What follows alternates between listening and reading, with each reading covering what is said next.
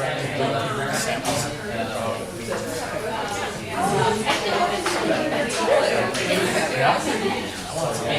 like to welcome you to today's colloquium. Special not just because it's the last one of the semester, but also because it's co-sponsored not just with the Sesame program, but with Language, Literacy, and Culture and the Berkeley Global Schools Project. That also explains why we have the extra goodies in back. My main role here is to introduce David Pearson, who goes way back with our speaker today, and please. Thanks so much, Jim.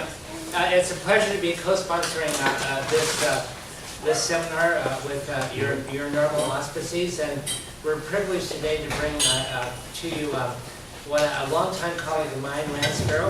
Rand and I taught together at the University of Illinois, and then in 1995 I left Illinois to go to Michigan State, and 3 years later Rand came, and of course right after Rand came I left.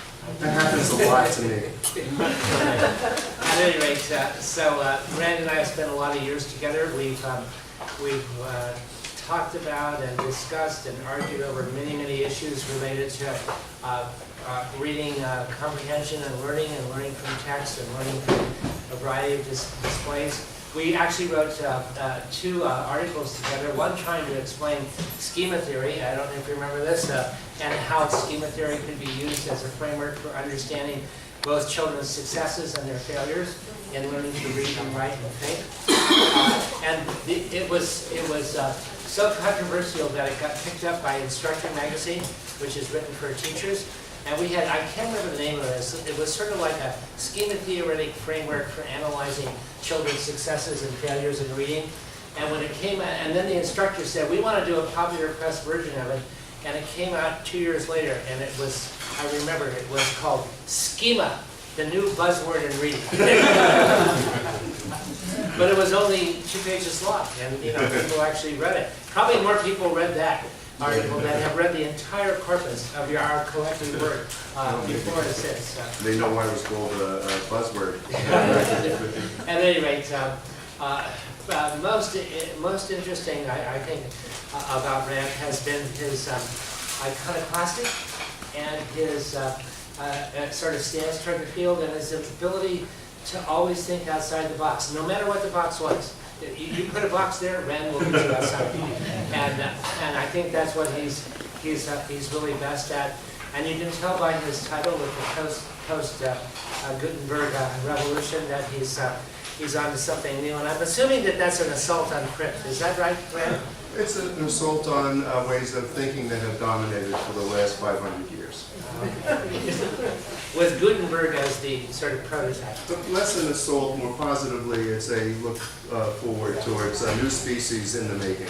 Well, Rand was very prominent in the 70s and during the Cognitive Revolution in bringing schema theory to bear. But you know what he did as soon as he became well known for being a schema theorist?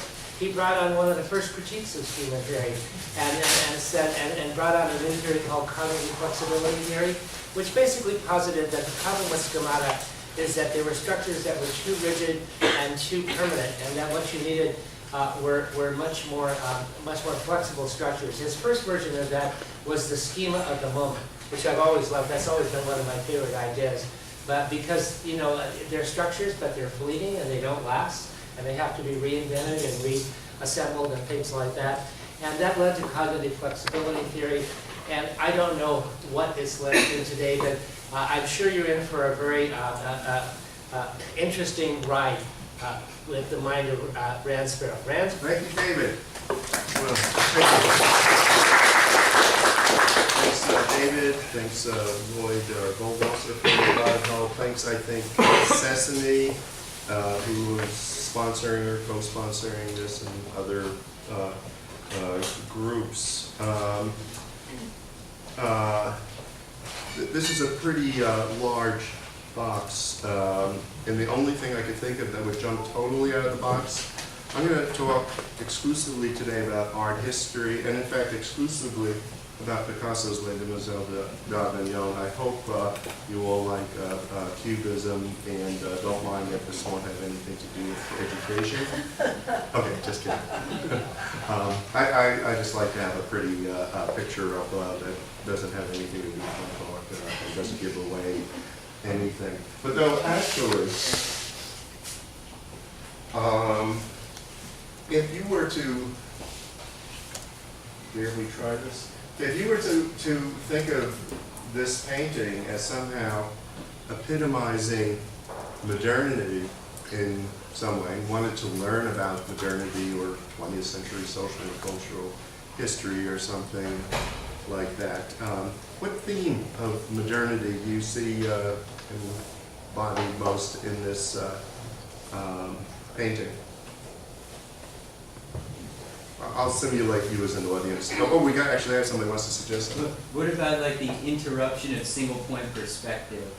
Well, literally, but that wouldn't be a theme of modernity. It's, in fact, you know, in art historical terms, of course, you know, with Cubism and art for art's sake, you have the privileging of the picture plane, the integrity of the picture plane, which is why things get flattened onto instead of trying to represent the world. But I'll simulate you as an audience. You might look at this and say, fragmentation is an overarching thing. Disintegration, things falling apart. We had all those world wars. We had splinterings of disciplines, of studying into smaller and smaller fields that can't talk to each other. We had sociological phenomena like the increasing divorce rates and the breakup of the nuclear family and all kinds of things. And then somebody else might come along and say, wait. What this is really illustrating is the key theme of modernity, and that is rapid change. This art is unlike any art that came before it. You could find, for example, a fellow named Berman writing a book called All That Is Solid Melts Into Air, quote from Karl Marx about how you just can't count on anything anymore because everything's changing. And he went off in a different direction than I just went off on the fragmentation and so on. Or you might say irrationality and link this up with, who knows, existentialist philosophies and how they contrasted with logical positivism and irrationality, duality, and explored along many dimensions of socially, culturally. I guess the point, though, is who's right? They're all right, except if one of them wants to say they're the only ones who are right. Multiple perspectives. This would be an example of an ill-structured domain, and I'm going to be talking about ill-structured domains. Any single grand schema hoping to account for as much of the variability of the phenomena, in this case, all sorts of modern phenomena in various realms. It's going to hit some things, miss others. You really want to master it?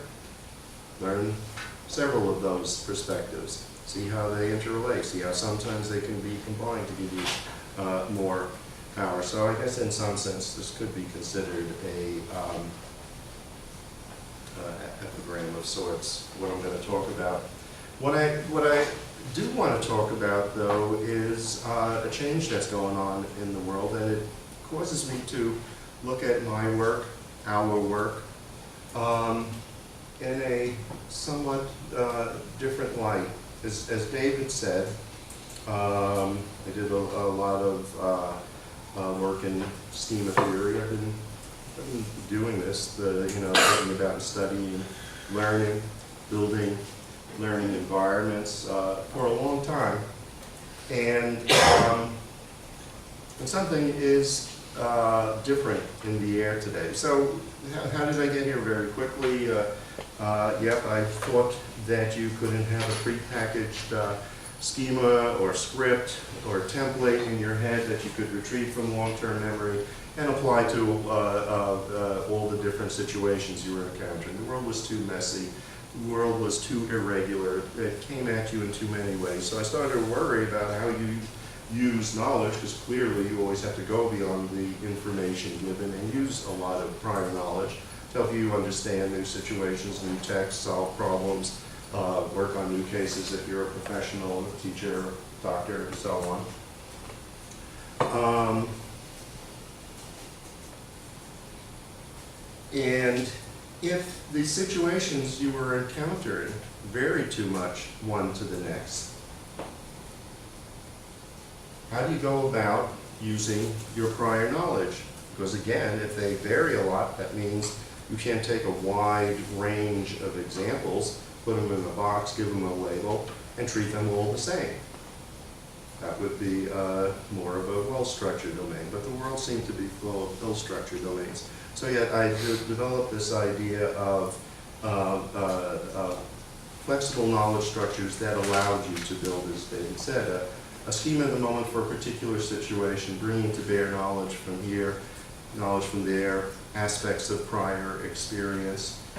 So you could build just the right sort of knowledge structure for this newish or totally new situation that you were encountering, right? So cognitive flexibility theory was developed for advanced goals in ill-structured domains. What you do if you're trying to go beyond just familiarity with key concepts and other sorts of introductory understandings, but instead wanted to be able to understand more fully the situations you were encountering and be able to apply your knowledge adaptively to those new situations, what we call in cognitive psychology transfer.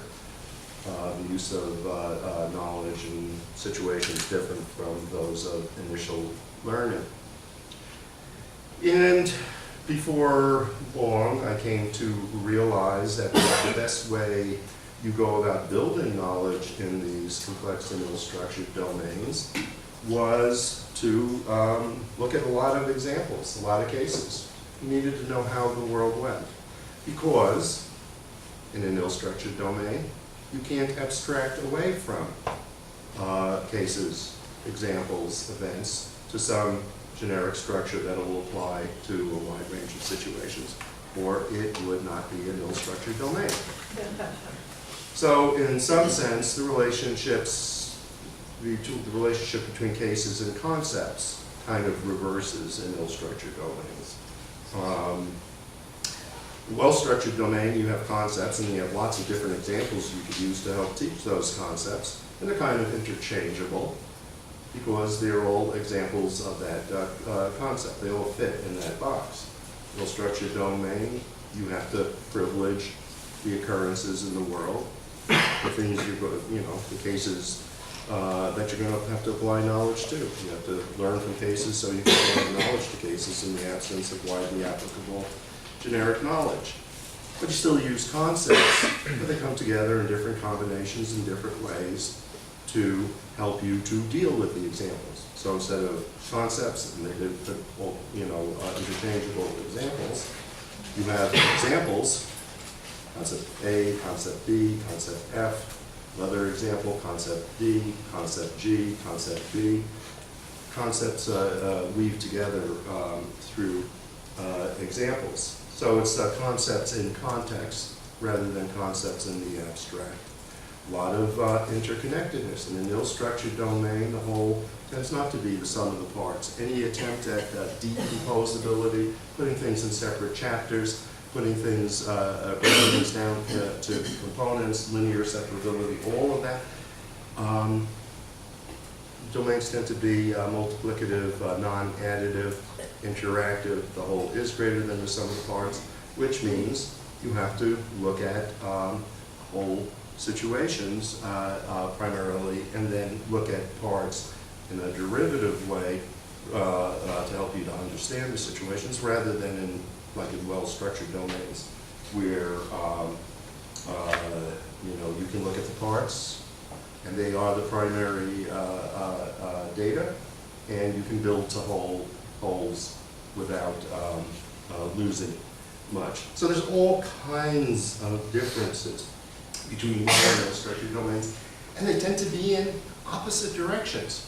By well-structured and ill-structured domains, I should say aspects of domains that are well-structured, aspects that are ill-structured. Art history is more predominantly ill-structured, but has well-structured aspects, especially if you look at some of the technical features of art. Astronomy, predominantly well-structured. Science and math, though, when it touches the world and you have to figure out how to apply your knowledge, it's not an end of the chapter test and you don't know what knowledge to bring to bear, becomes more ill-structured. So well-structured domains, generic concepts, ill-structured domains, examples or cases, real-world events are privileged. Separation, compartmentalization, chapterization, decomposition in well-structured domains, interaction, interconnection, and so on in ill-structured domains. Single best answer, single best schema, single best prototype in a well-structured domain. Ill-structured domains, multiplicity. Multiple perspectives are needed. Usually there's multiple answers, each requiring a justification, and so on. Linear, nonlinear, the list goes on and on. If you do what works best in a well-structured domain, in an ill-structured domain, you're going to run into trouble, and vice versa. Did a lot of work, for example, in biomedical cognition that showed oversimplifying worldview type assumptions of various kinds are responsible for lots of misconceptions in biomedicine. That's a story for another time. So that's what I've been doing. I'm doing for quite some time now in a number of different kinds of largely ill-structured domains. But you know, kind of reminded of the old Bob Dylan song. There's something happening here, and you don't know what it is, Mr. Jones. And you know, maybe I'm Mr. Jones. There's something in the air. Look in different places. 21st century skills. Some of you I know are working on 21st century skills. If you look at the various frameworks, lists and so on for 21st century skills, you see a lot of things. Some things I'm not going to talk as much about. I'm a cognitive psychologist. My cognitive theory is very much situated and compatible with social interaction and so on, but it is, well, you can't really read this very well, but you got a lot of things in all these lists that are things like inventive thinking, adaptability. I should read that, I can see it better on mine. Managing complexity, self-direction, curiosity, creativity, risk-taking. That's ill-structured domains stuff. You see this across the lists. Everybody is somehow sensing that there's something different about 21st century-ishness than a lot of stuff that came before.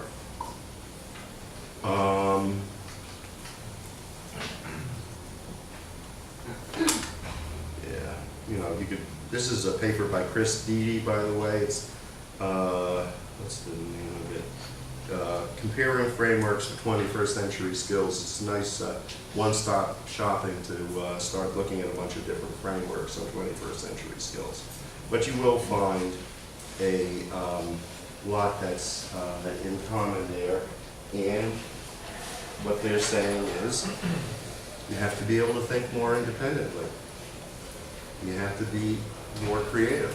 Cognitive flexibility theory, since it's about non-routine situations, irregular domains where you are encountering something you haven't encountered before, coming up with some new way to put your knowledge and experience together to build this schema of the moment is a creative act. It's not Mozart, it's not Einstein, but it is creativity. Every day, every moment, ordinary creativity. We all have to have it. We have to change the shape of our knowledge to fit new situations. We have to be, in some sense, shape shifters. You're all familiar with education. You know a lot of things we do in the curricula out there that promote shape shifting. Are we teaching a lot of shape shifting? Rhetorical question. You know, if the answer is yes and I just don't know about it, please don't tell me. But I don't know of much like that. But somehow, that's what the world is going to require, and really require. So you look at books written by economists, like Second Machine Age, written by, I forget, Average is Over, written by, I forget who. Average is Over, Second Machine Age, great books, all right, but very scary. What they talk about is, well, the shifting way, jobs work. We now have horizontal organizations rather than vertical. Even the military isn't just orders from the top. Corporations, not just orders from the top. You have to give initiative to people who are in touch with changing realities on the ground, or you end up a dinosaur, you end up General Motors or something.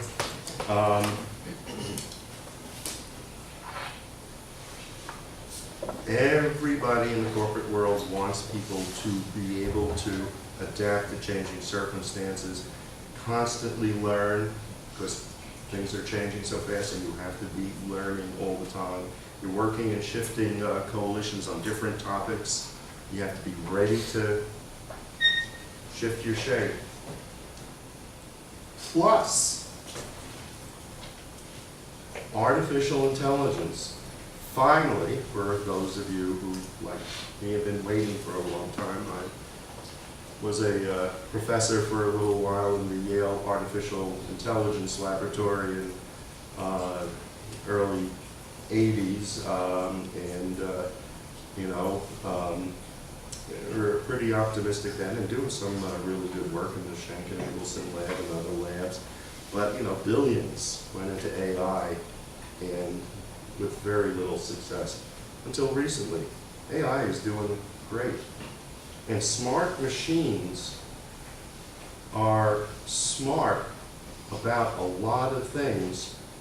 So one thing they're not so smart about is asking for a lot of money to do their job. They'll work for nothing. You won't. Our students won't.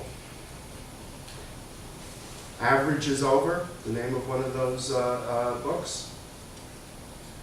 The point there is there are going to be some people doing very well who can do what smart machines can't do.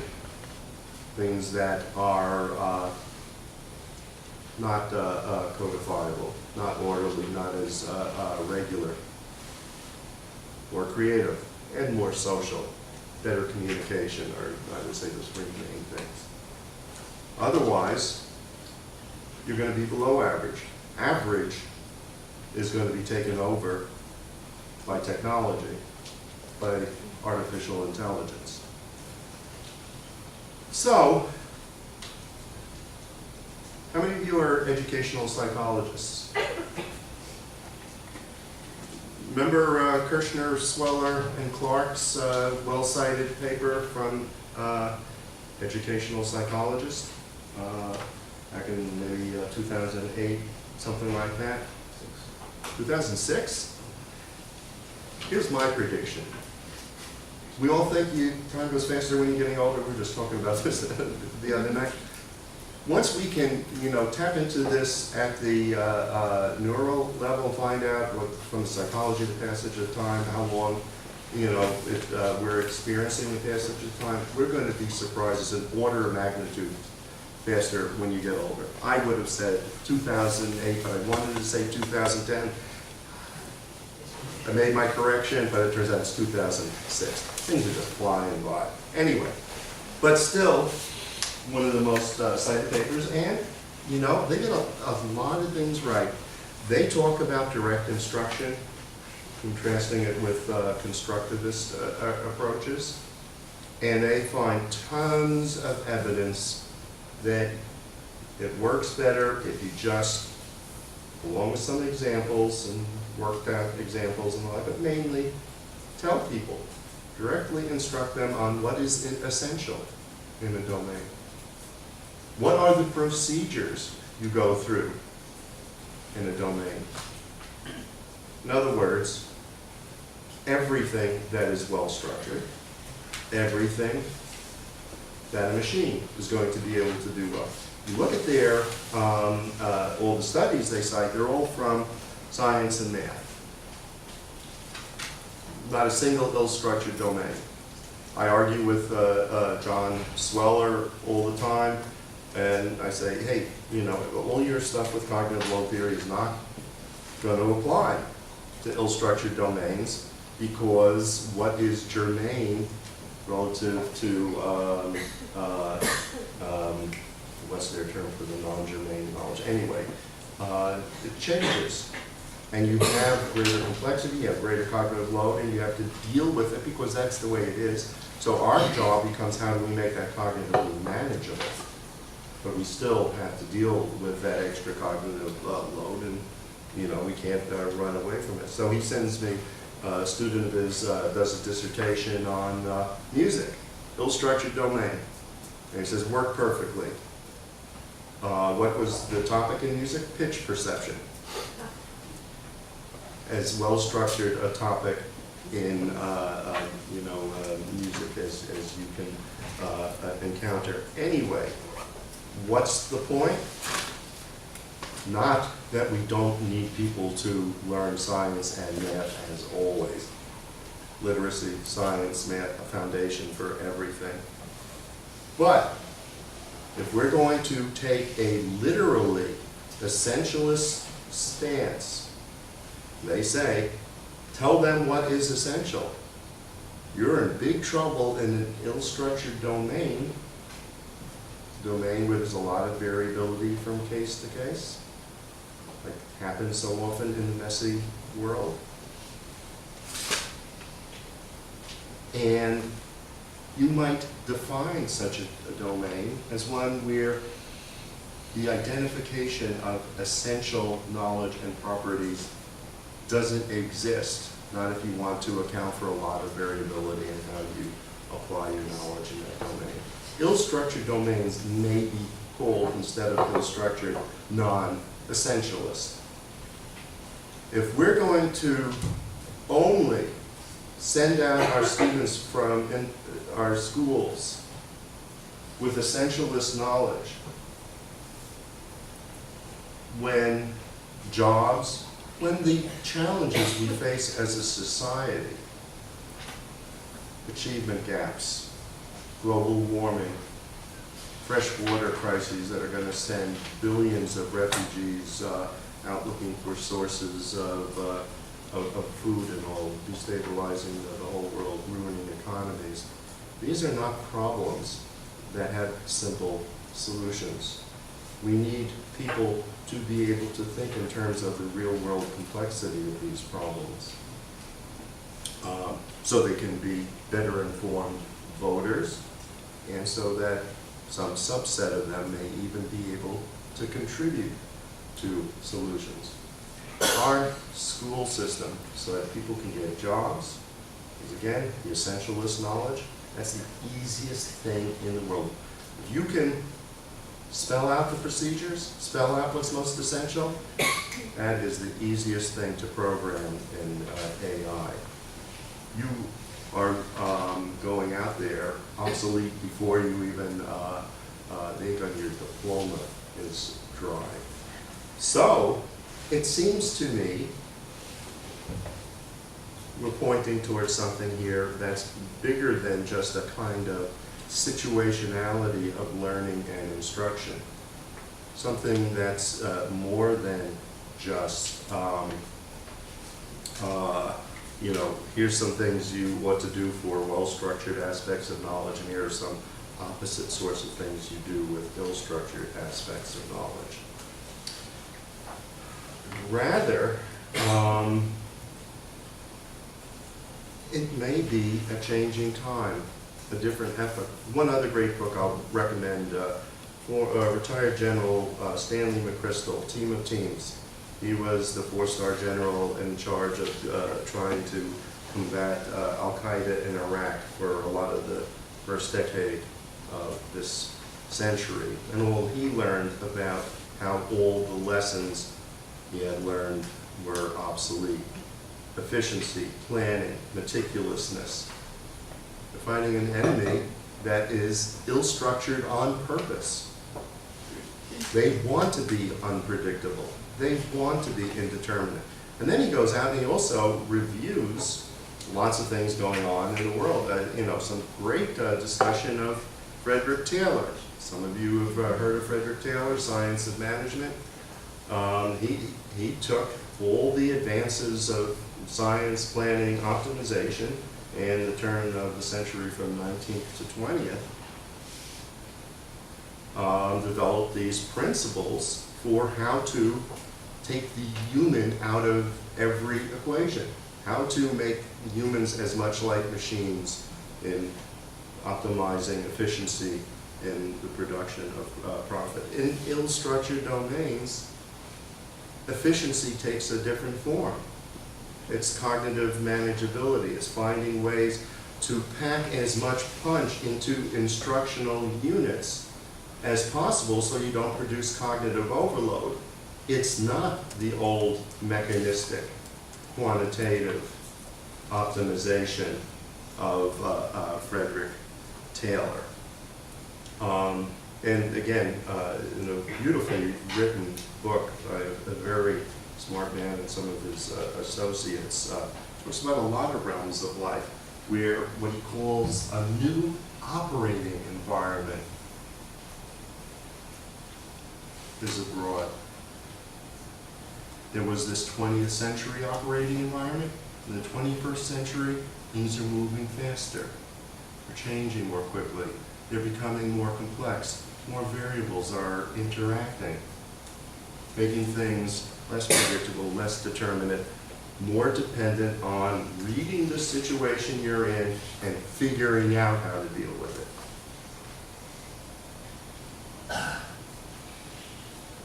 So, by the way, when I was talking before about, we can look at some of the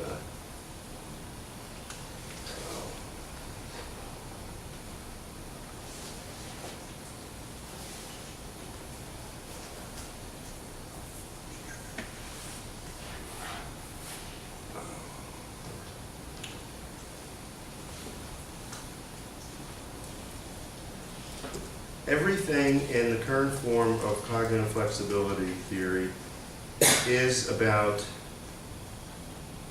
managing necessary complexity and synecdoche.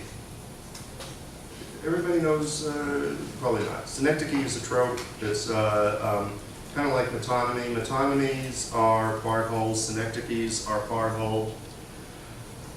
Metonymies are things like if a poet says 1,000 sail on a ship. Sail is a part of a ship, a prominent part. What that poet writing about the Spanish Armada on the horizon is saying 1,000 ship. And he's saying it as 1,000 sails. Synecdoche is a different kind of part-whole relationship. Microcosm to macrocosm. It's the world in a grain of sand for my title. By the way, the reason for that disjunctive title is because I think we do need a new overall framework to bring together many diverse things. And with the time I have, I'll talk about how some of those are brought together. I have worked with synecdoches for 20 years. Dense mini cases or aphoristic conceptual statements. They're packed and they unpack in many ways. They're a hub that can send out many spokes, and some of our new forms of instruction on the web involve starting from dense synecdoches and different individuals in a kind of free ride, adaptive instruction when you get on the web. Follow out different spokes, learn what's best for them, and come back together and weave across their different individual spokes in this hub and spokes model. Synecdoches can do a lot of things, but relative to what I was just saying before, synecdoches have high payoff for low load. They're highly generative. All right, so that's one of the adjustments you make. You don't compromise and not deal with the complexity and the uncertainty that you have to deal with. Instead, you find ways to make it cognitively manageable.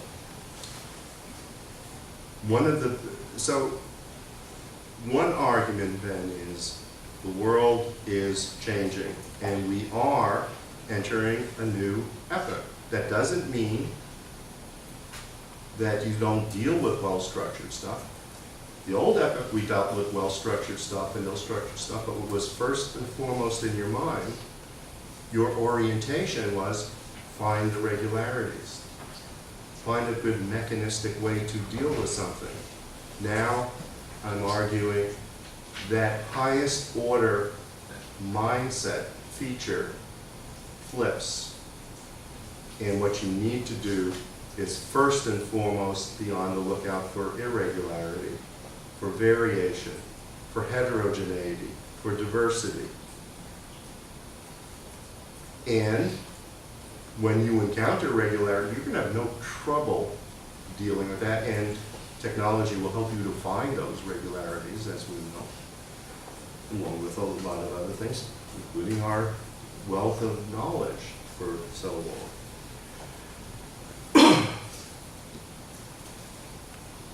So, a different time with a different fundamental orienting mindset that a lot of people are suggesting. 21st century skills, the crystal's new operating environment, etc., etc. That's kind of scary. How do you deal with something new like that? Well, luckily, we have digital media. All right? If you look at all the properties, non-compartmentalization, multiplicity, I can go into nonlinearity, multilinearity, centrality of cases. Every single one of these is well supported by the random access feature of digital media, which allow you to rearrange, recombine, remix, reuse in a situation-sensitive or context-dependent way. So, new media, as always, can make possible a new message, in this case, a new cognitive message. And it is just the one that characterizes this new epoch.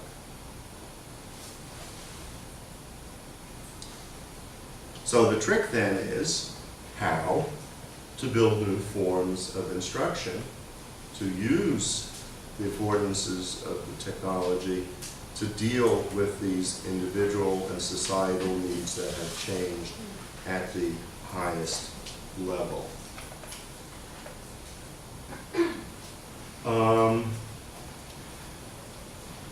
I've been building hypertext learning environments, hypermedia learning environments since the mid to late 1980s. I think I built the first theory-based, cognitive theory-based at least, hypertext learning environments. I'm pretty sure I'm the first person ever to use tags that we called them themes. I've been doing it a long time, and again, it was because I was worried about ill-structured domains, not the whole epoch's challenge, but you know, the epoch is what people are identifying it is, and it looks that way to a lot of people. Hypertext, hypermedia, along with lots of other uses of technology, have the properties we need. Hypertext is inherently nonlinear. Take a book, all right? And again, if we're talking about the world in its messiest form, the world does not go in a line. The world is not organized into chapters, but we learn in a way that uses books, talk, and so on, that tends, not always, but a lot, to go in a line and to be broken into separate compartments and separate chapters. And then we wonder, why is it that what people learn in school, they have so much trouble applying in the world? They're good at the end of the chapter tests, but try applying that science knowledge, math knowledge, statistics knowledge, not to mention the more fundamentally ill-structured domains. Try applying that knowledge in unconstrained situations outside as the world actually presents itself to them, and they have a lot of trouble. Well, it's because they're learning in a way that is fundamentally different from the world's structure that they're trying to apply the knowledge to. Digital media have that structure. You write a book. You write a book, and you've got a fixed sequence, a set of chapters. You could have written that book in a different way, and then things that might have been pretty widely separated in chapter 2 and 7 in one organization of a book on French Revolution or whatever might be adjoining, and connections more likely to be noticed. Hypertext essentially gives you infinite potential tables of contents. Depending on the situation, the text rearranges itself, and you see alternative ways to consider similarities and differences that would be missed with some alternative organization. A flexible medium make possible a flexible or adaptive cognitive message.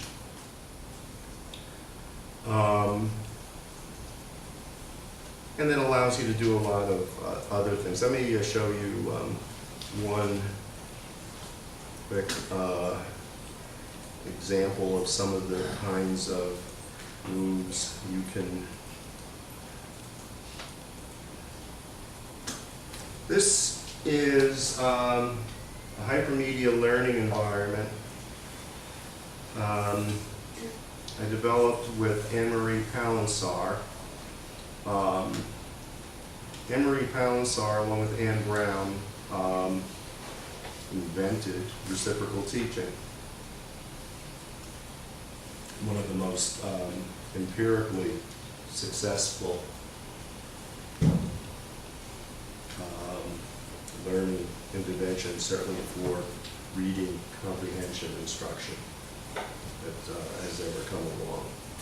And in talking to Anne-Marie about, well, is this one of those domains, because another feature of ill-structured domains, achieving expertise takes a long time,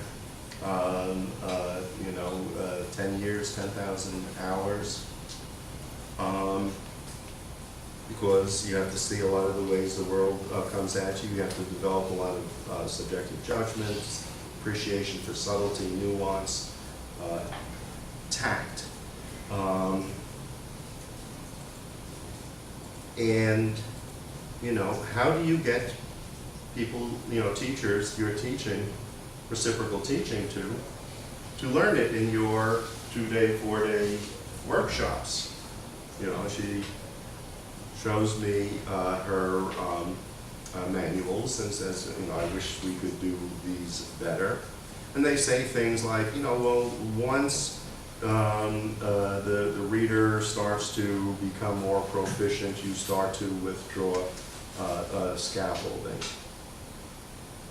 How proficient? What way do you withdraw it? How fast do you withdraw it?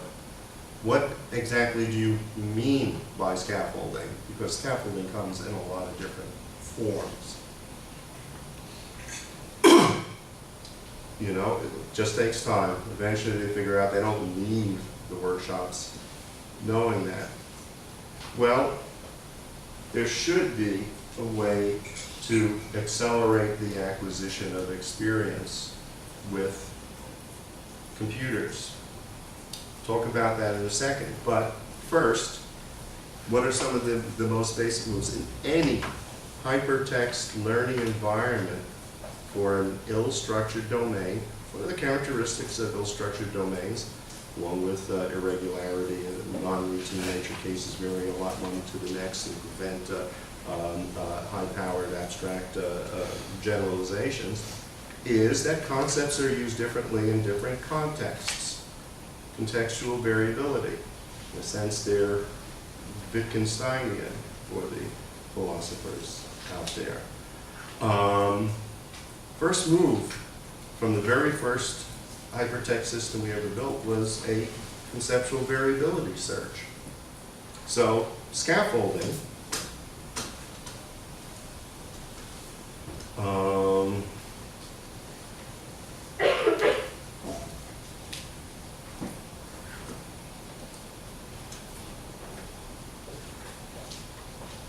remember, we work with short units. Besides the other good features of structuring in small segments, which I argue is going to be the fundamental unit of instruction, not only because it helps you with cognitive load, packs more power into a smaller cognitive chunk, but also because you're going to have to assemble your knowledge. Take a whole big long case, all right? If you're going to code off of a long case, you're going to end up with common denominator coding, something in the beginning of the case that might be really important, but it's only there, isn't going to be part of the features for the whole case. You start trying to do schema assembly, situation adaptive building of knowledge, to build that schema of the moment for a particular situation. You're putting together big chunks, you're going to end up with something like those Picasso women in the painting that was on before. The eyes are going to be going one way, the nose is going to be going another way. Small chunks, small parts of cases, you can code for what matters there rather than common denominator coding. You've got smaller units that can be more mobile, recombined in more ways, more fluidly. So anyway, all of these things here are many cases, a minute or two of video. And so all of these had something to do with scaffolding. So you can, look at that case and say, oh, scaffolding goes that way. And, hit the bar and you can play the video. We're not going to take the time to do it now. You can start cycling through a bunch of examples that are all going to look like scaffolding. You're going to see after 8, 9, 10 of these the family resemblance patterns. But you're also going to see something else. You're going to see the variation.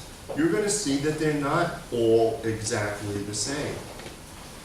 A very powerful lesson learned right away then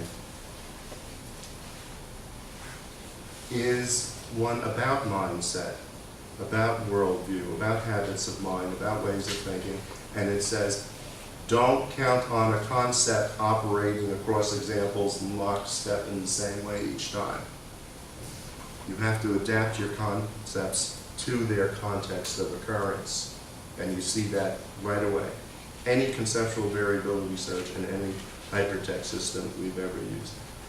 Teachers working in pairs in professional development situation, before starting work with this system, when asked to write a little essay about how they would solve a certain problem and how scaffolding would figure it in, one of the first things they always say, what was the definition of scaffolding again? After they use the system, they don't. They start to look for situations that are like the ones in the problem posed and see how scaffolding is used in those situations. Tailoring of concepts to context. Tailoring of knowledge to action.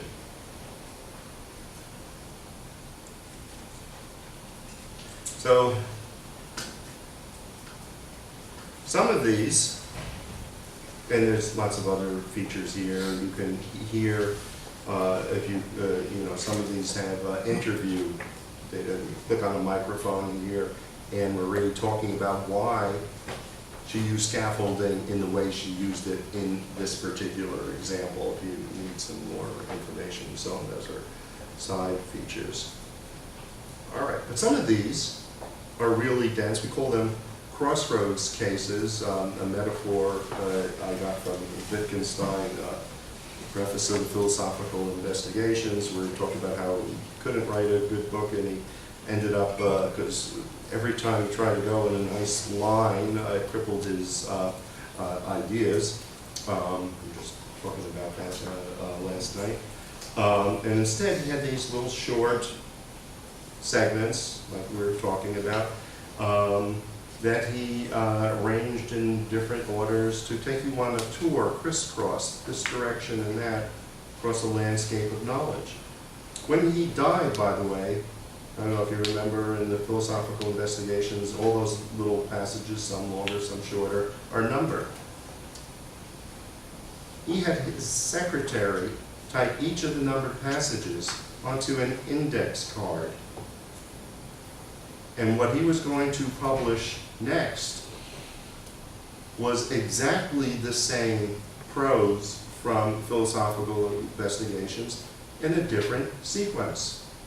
He was doing a second instantiation of a hypertext for that topic, because you rearrange it, the things that are close together lead to you noticing connections that you wouldn't when they're far apart. If you are learning to teach, learning to do reciprocal teaching, there's going to be things that you encounter in the third year of your teaching that you may not even notice because there's so much going on while you're teaching in a real classroom. But if you do notice it, the odds of you connecting it up to something that happened 2 years ago that make an interesting comparison and contrast, not very likely. It's another of the reasons it takes 10 years to become an expert. Hypertext system, it shows you those instructive comparisons because it's programmed thematically to find them. So instead of missing lots of opportunities, the system hands you lots of opportunities. That helps to accelerate experience. You take some of these, so if you have an especially dense synecdochal case, we always call it a crossroads case, because in that crisscrossing of conceptual landscapes, lots of things go through it. It's 2 minutes long. You watch that 2 minutes, you've invested 2 minutes. Watch it again, you've invested another 2 minutes. But you remember now, you're using it in lots of different contexts. Mantra of cognitive flexibility theory, revisiting is not repeating. Looking at it the next time in a different context, just like Wittgenstein's rearrangement of things to put different things together. Okay? So,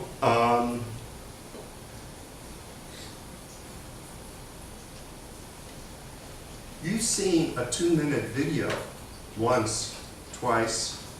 You don't have to see the whole 2 minutes again. You've learned it. That's an investment that now allows you to do a really powerful experience acceleration step.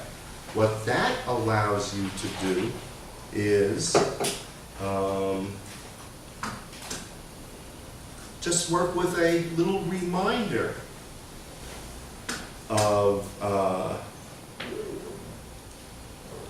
so let's say you've looked at, just randomly going to, if you clicked on these, it'll give you a reminder of what it was, allow you to watch it and so on. Okay, you've looked at these a whole bunch of times. Now, you shift to epitomes mode. So what do we have here? We've got 10. That's 45 interesting comparisons. Oh, 5 minutes? 45 interesting comparisons.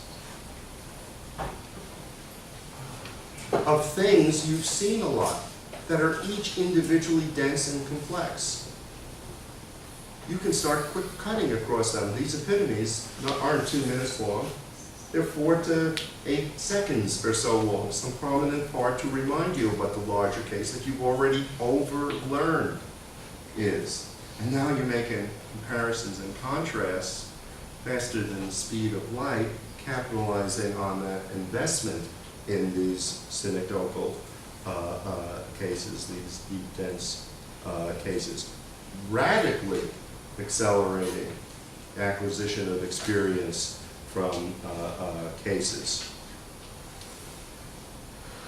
So that's a little bit about hypertext. Quick thing, I mentioned online learning in the title.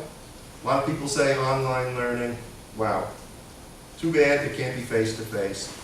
But we can do things to make it face-to-face. We'll come up with these little robots that, you know, with an iPad head, and you can actually feel like you're sitting there. It's really funny. It's like Woody Allen's old movie Sleeper. You've got these robots that people are taking a test, and the robot goes over and starts leaning over and looking at somebody else's paper. It's really crazy.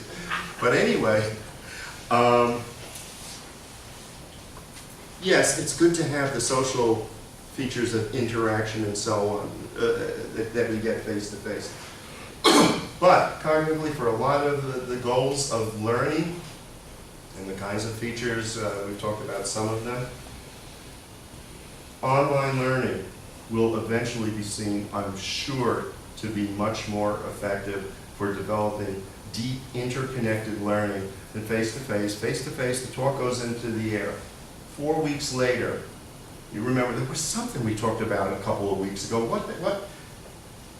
Online, not only are shy people contributing, people with language, second language issues contributing, people are reflecting more and so on and so forth, but they also have a permanent record of what came before. And you can tag it, and you can search for it. I never teach an online class where, once we've gotten past the first week or two, part of their assignment isn't to take something in this week's lesson and find something from 3 weeks ago that is interesting in the context of what you just studied here. Easy as pot. Try doing that in a face-to-face class. Building woven, interconnected knowledge is something that the affordances of the medium permit. Well, one last thing, the web. People are using the web.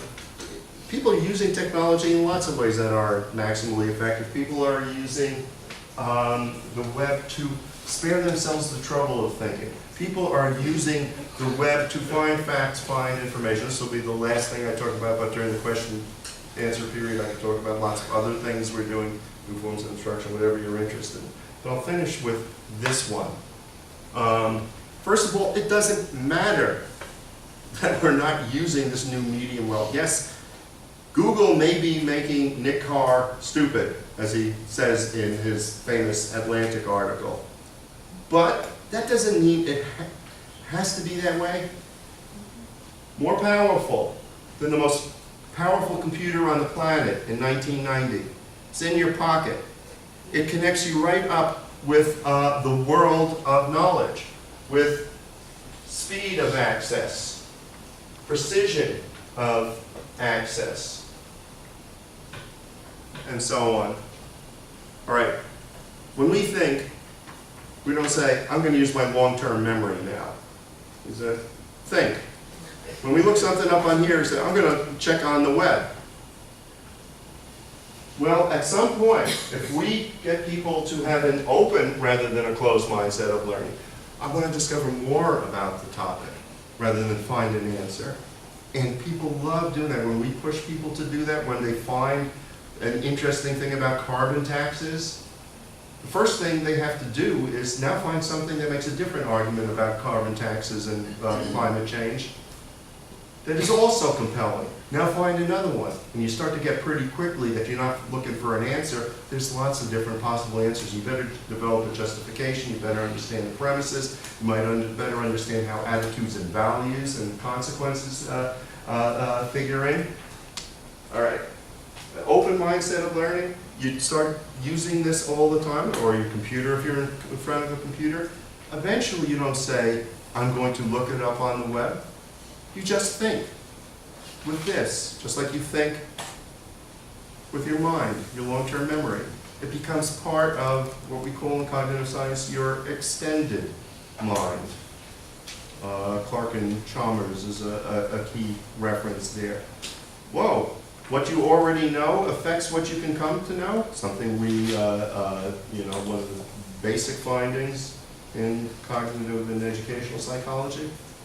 Now, what you need is right there, and it's orders of magnitude more knowledge than you had before. You can get to it fast. What you can do then is just like opening a bunch of tabs and going back and forth between them. You can go so quickly between alternative ideas that it's virtually, conceptually simultaneous. All those things, all those tabs open in your mind within the space of cognitive spreading activation helps you to notice connections. And noticing connections is how creative new understandings come to be. It's not going to happen if you just follow the Google list. Here's the things that were returned for a search query. Then you're not driving through this landscape of knowledge. Google's driving. It's not going to happen if you follow hyperlinks out and somebody else is driving. Learner-initiated, complex, reciprocally adaptive, LICRA searching is what we work with. Mike DeSchreiber is a collaborator on this. And that means you're in a collaborative relationship with the world of knowledge.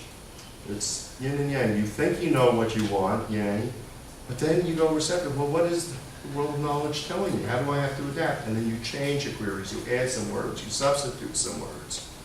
Now you're driving through the landscape of knowledge. And that's what makes possible the noticing of unexpected connections, that virtual conceptual simultaneity, as well as help in building these schemas of the moment. We've got a lot of work to do to build that. And actually, there's no reason in this interconnected crowdsourcing age that we have to allow the time that it used to take to do that. My email address is rspiro@msu.edu.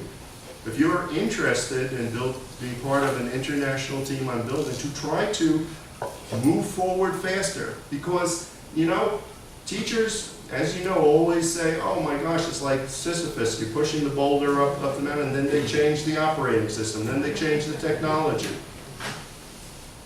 Push the boulder up again. Everything's becoming transparent. They're not going to need as much help as they used to. But there's going to be one big boulder that's going to have to be pushed up the hill.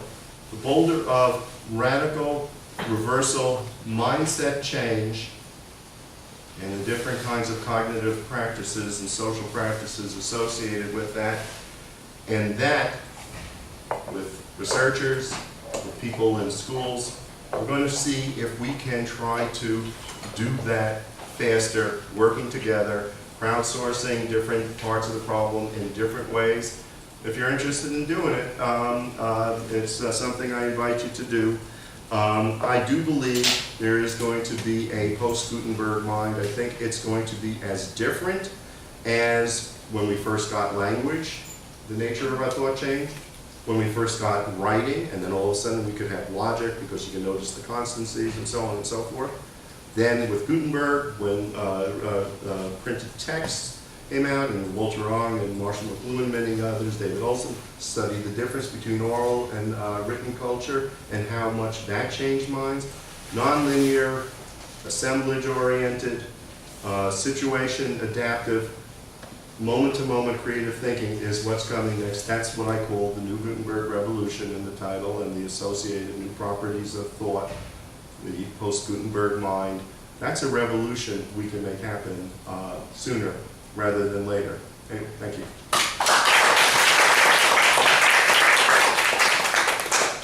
Lloyd, what's the tradition here?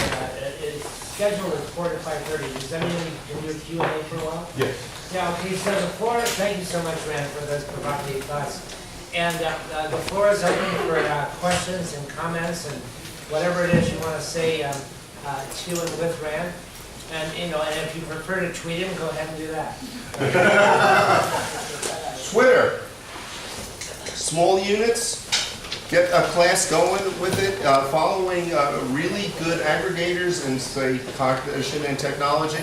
You will build knowledge really quickly using a natural selection evolutionary epistemology model. So, yeah, definitely tweet. But do it my way.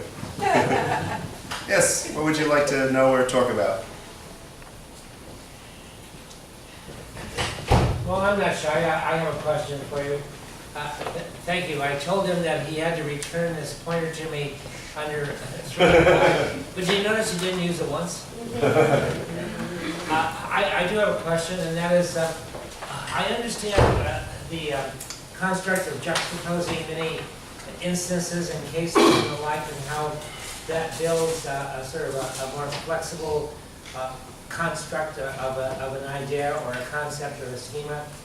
But my question is what is the cost of dancing around many different instances as opposed to studying a single case well? Because what you're suggesting is juxtaposing glimpses of many cases and the like, and what's the trade-off between studying a single case well and studying many cases in Do them both in alternation. Big part of what we do is we take a really good synecdoche and we unpack it as many ways as we can. My very first hypertext system in the 80s was called CANE, Knowledge Acquisition in Nonlinear Environments, and it was a multi-thematic understanding promoter for the film Citizen Kane. And there's one scene in the film, if you remember it, where they're working on putting out the new Inquirer. He's just taken over the paper. He's changed the front page, 10 times. Dawn is breaking. He turns out the gas in the lamp and says, "No, we got to redo it again." Well, we already changed it 10 times. No, I got to make this newspaper as important to New York as the gas in this light, and which of course wasn't going to be very important for soon illustrating the fallibility thing and Citizen Kane and so on. What are you going to do, Joseph Cotton? Leland character asks. Declaration of principles. You don't want to make any promises you're not going to be able to keep, Bernstein says. These will be kept. I will protect, etc., etc. It's around 40 seconds. I have spent entire 45-minute stretches of time just working with that 45 seconds because it illustrates every single theme in Citizen Kane. It's a world in a grain of sand. One of the reasons for worlds and grains of sand is to dig deep on a case.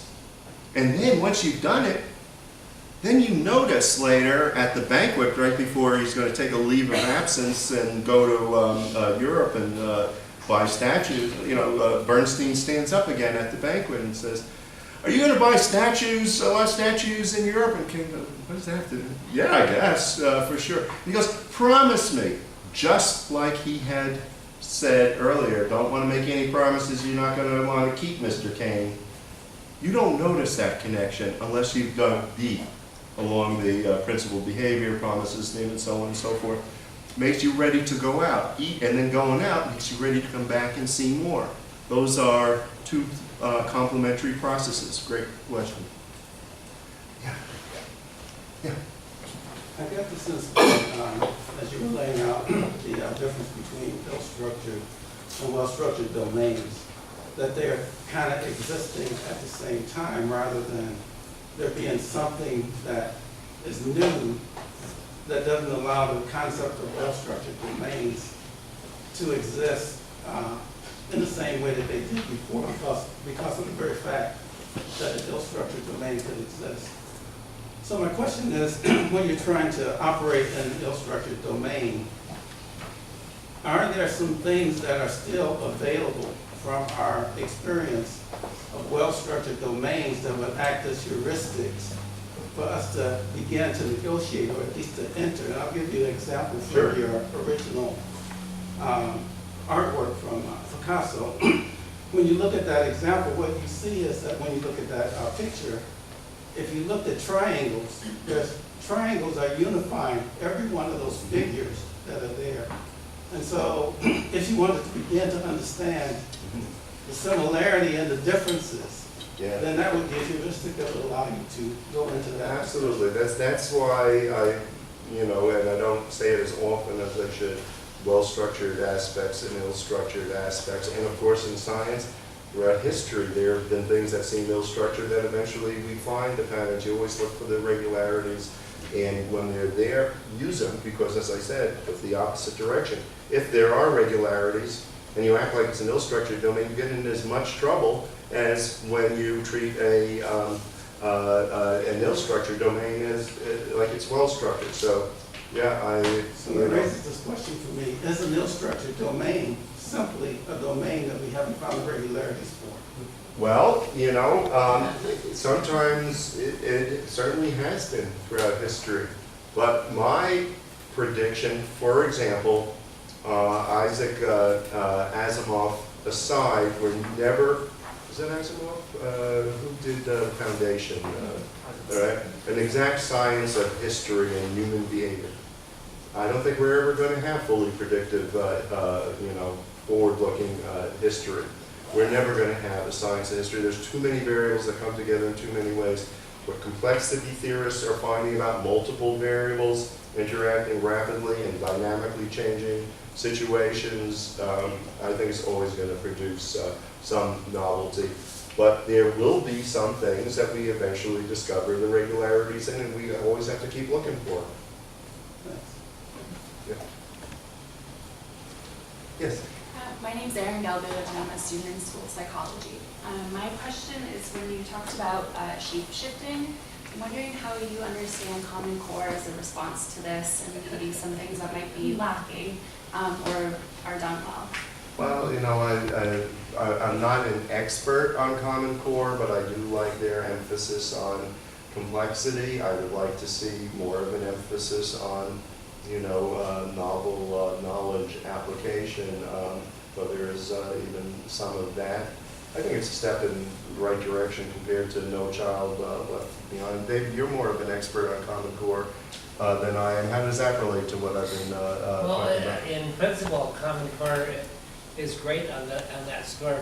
The problem with Common Core is that, and now this is an interesting dilemma, because if you look at the plans for implementation, which could be construed as enactments of it, and if you look at those as sort of potential enactments, the potential enactments are all over the place, and many of them are sort of inconsistent with the goals of Common Core.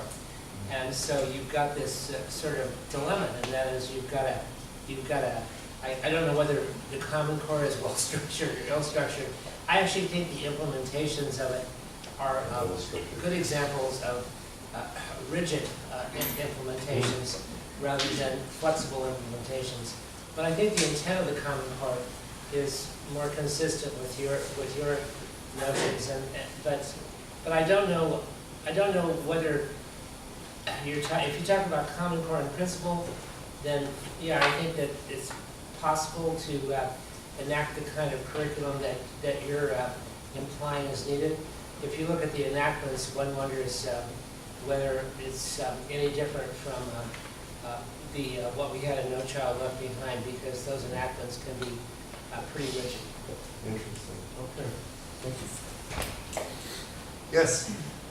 I wonder if you could talk about your experiences in online courses and whether you've been able to implement any of these really interesting ideas about how learning can be extended in ways we aren't able to face-to-face. Well, yeah, I mean, like I said, a regular feature of all my classes is the take advantage of the record of past discussions and find connections to the present discussion. The course is an ongoing weave. It's an interesting kind of schema that we try to build. very different from that of the 60s, 70s, and 80s, which is a bit more static. Head and Holmes, two neuroscientists around 1910 or so, had a big influence on Sir Frederick Bartlett, who was kind of the founder of one wing of the constructivist movement with his book Remembering in the 1930s. Head and Holmes were studying postural recognition. And in postural recognition, the schema is an ongoing, continuously, dynamically evolving schema. Where your body was just before is very important in understanding where it is now. That's what we try to do week to week in our online courses. That's harder to do face-to-face. We look at the present, but we also look at what we've just been talking about and the week before, and we keep that cumulative schema going. We keep building by weaving back and forth. So that's one thing that we do. We do the hub and spokes thing. We need to get students to have longer, more sustained attention, but until then, you can give them a good, dense, 6-minute, 8-minute video, even a TED Talk video, which by itself isn't enough, but they like video, they like short. You take a look at the RSA animation that Manuel Lima does about the power of networks. It's around 3 minutes long or something like that.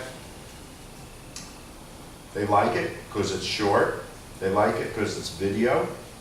And if they don't stop with that, now you send them out to the web. Everybody goes out and they explore something that really meant a lot to them, that they were interested in. Everybody sends a spoke out in a different direction. You come back and you talk, and you're weaving things together around that common thing. And they have a lot of trouble reading a book. They have a lot of trouble. My son has a PhD from Stanford, and he can't listen to an hour lecture. So people are having a lot of trouble with long, sustained blocks. The thing to do, give them something shorter but dense, and then have them jump out. Every step they take is a little bit of a change. It's not just going in that same line, but make sure you bring them together so that everybody hears what everybody else found and can relate it together and produce a class-wide lead.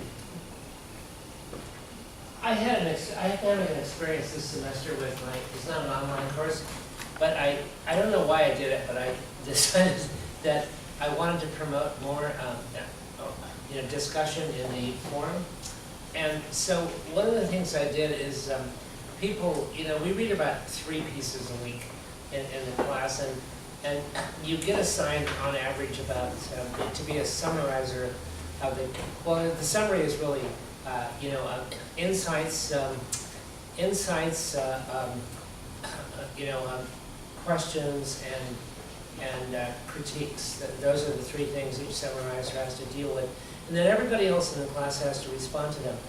And I don't know why it's happened, but I'll tell you, the online discussions with print are better than our in-class discussions, and I think it's because people have a little more opportunity to examine the issues with the ideas standing still for a minute. The problem, as we all know, with a discussion like this is that it's very ephemeral. I can barely remember what Rand said 3 minutes ago. I can't remember what I said. No, but and I'm thinking, what occurred to me is that the quality of the discourse is so rich, I don't need as much evidence, conventional evidence, to evaluate the level of seriousness of the participation in the class and the like, but I don't yet know how to translate that into an opportunity for grading or anything like that. I don't know how to scale it or anything like that. But I certainly, and I don't know why it's different this semester from what it's been like in the past. I don't think I did anything all that differently, but I just tell you that the interaction is truly remarkable. And there's not a person in the class about whom I don't have a clear sense of their grasp of the ideas and their contribution to the discourse. Nice. Before we run out of time, the woman in the back had something she wanted to say. My name is Sharice McBride, and I'm a PhD student here in the language literacy and culture. I also teach in the teacher education program. So I wanted to just hear your reflections on this notion. There's some contention around this notion of digital natives. So on the one hand, there's a sense, I took an information class here where the professor polled the class to ask, how many of you remember the first time you logged on to the internet? And very few people, you know, were able to raise their hands because it's kind of like you've grown up with that, or how many of you remember your first email account? So there's that. But then on the other side, as teachers, it can kind of be a sort of false assumption that students are able to do more with technology than, or maybe able to understand the affordances of technology, give them more credit than what they maybe fully deserve. Well, you know, there is that, though there are some things they know better, and some of the Yes. things they know better are getting in their way. So they're real good at finding answers, again, to spare themselves the trouble of thinking. We don't like that. The trick is, you know, we've got a job to do. If things aren't working out, we've got this tremendous, you know, set of opportunities with all the world's knowledge, easily accessible from all kinds of different contexts and perspectives. If people aren't using it the right way, well, it's our job to figure out how to teach them to, you know, use it in a better way so we can turn these lemons into lemonade. You know, it's not going to happen automatically. That's why I, at the end of my presentation, issued that call to action. Let's try to make this happen faster. It can be done, but that's our job. And we're fighting against some things, like you're saying. But, you know, we can capitalize on what they've got and also, you know, change it somewhat. And also keep within what they actually prefer to do. Lemon to lemonade. Well, thank you all very much. We have plenty of refreshments over here, and now it's time for the informal conversation, so feel free to corner.